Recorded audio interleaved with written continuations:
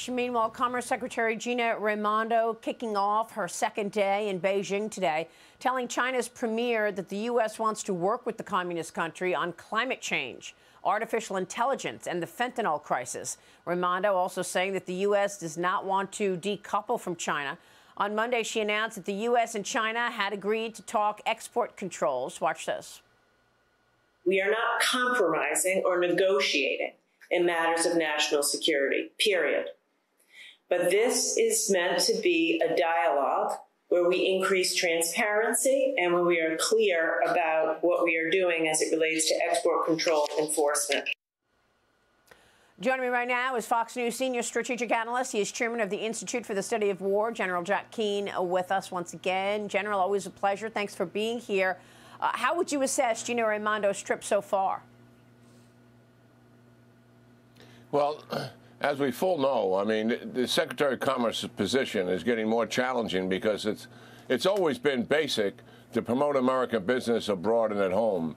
But given the security threat that China represents and its increasing threat over time, added to that job description is actually restricting American businesses in terms of exporting technology, and that's what they're talking about here, and also restricting Chinese businesses as well. And how you find that balance to also operate with the Chinese economy. I mean, obviously, we're interwoven with it.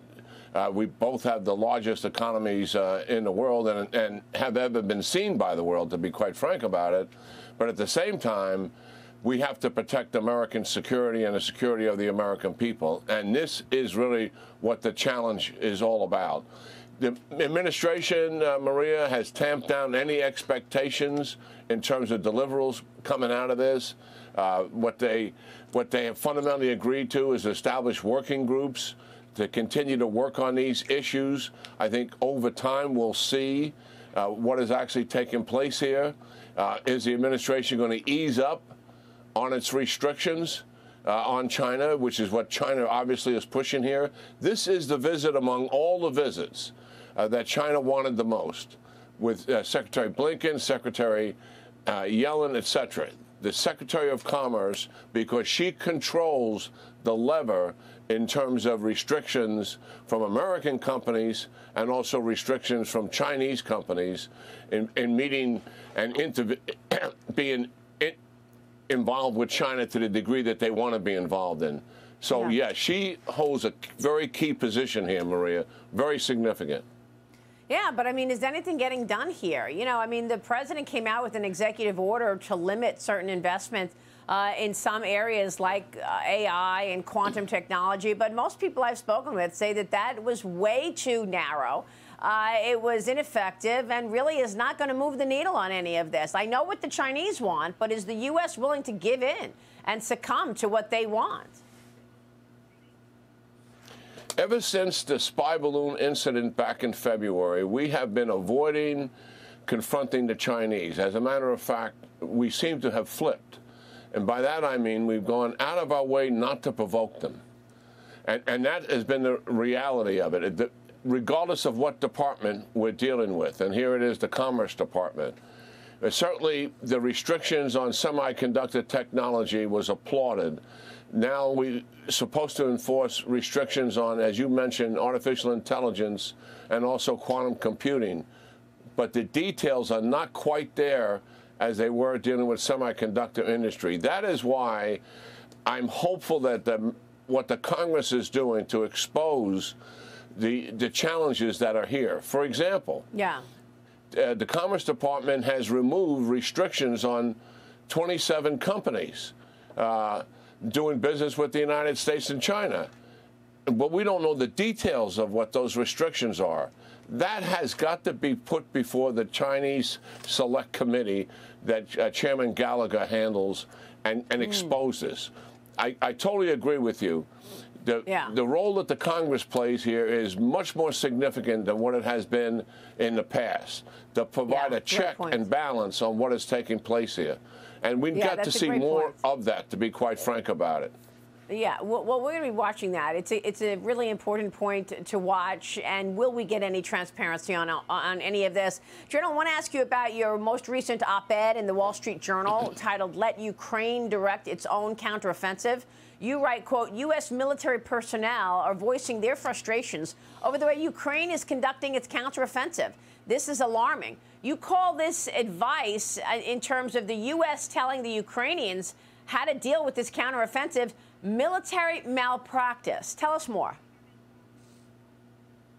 Yeah, well, what's happening here is just that the Ukrainians started this counteroffensive. They delayed it because they were waiting for all the equipment to arrive from the United States and the Western coalition. They got far less tanks than they thought they were going to get. They still haven't got the United States tanks, 31. They're going to get those likely when the offensive is over. They got nowhere near the kind of engineered breaching equipment to get through the minefields. Actually, what they're doing is removing the mines at night by hand. You can imagine how treacherous that is, Maria. So they have all these challenges in terms of not having what they want to have, but they kick it off anyway. And then on top of that, the United States military leaders start chirping at them in the media with multiple media outlets and tell them they don't like the tactics they're using. They're not concentrating all their forces in one place to overwhelm the Russians. When you look at offensive warfare against a comprehensive defense in depth, which is what they are facing here, we always attack on multiple axes. The United States has, the Soviets in World War II, the Germans in World War II, and certainly us in World War II. The last major attack against a prepared defense like what the Ukrainians are facing was the Battle of Metz in 1944 in World War II, led by George Patton on multiple axes, and was successful. It took 2 months for them to achieve that success. This is what the Ukrainians are up against, and they don't need this kind of chirping from the outside and the sidelines when nobody wearing a uniform has ever conducted an attack like they're conducting against prepared defense in combat. We certainly have practiced it out at the National Training Center, but nobody has done this. The Ukrainians got 18 months of experience. Leave them alone. Give them what they need to do the job, and then let them do it. Let them do it the Ukrainian way.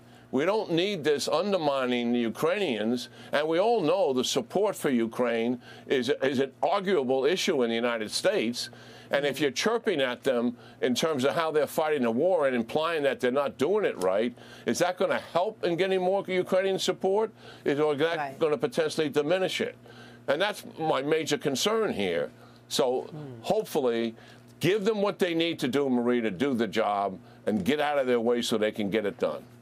Yeah, I mean, you would think so, because just providing weaponry and armament does not give you the right to tell the Ukrainians how to do their job. Well, you would think so. And of course, all of these so-called ways to do it the right way, the American way, there's no names associated with any of this. This is anonymous leaks to the New York Times, the Financial Times, and the Washington Post, and then picked up by other outlets. And the good news is the Ukrainians have broken through the main defense of the Russians for the first time and are making some progress. They've got a lot of struggle in front of them. But this is very important, the success that they're enjoying right now. Yeah, great point. General, it's always a pleasure to see you. Thanks so much. Yeah, great talking to you, Maria.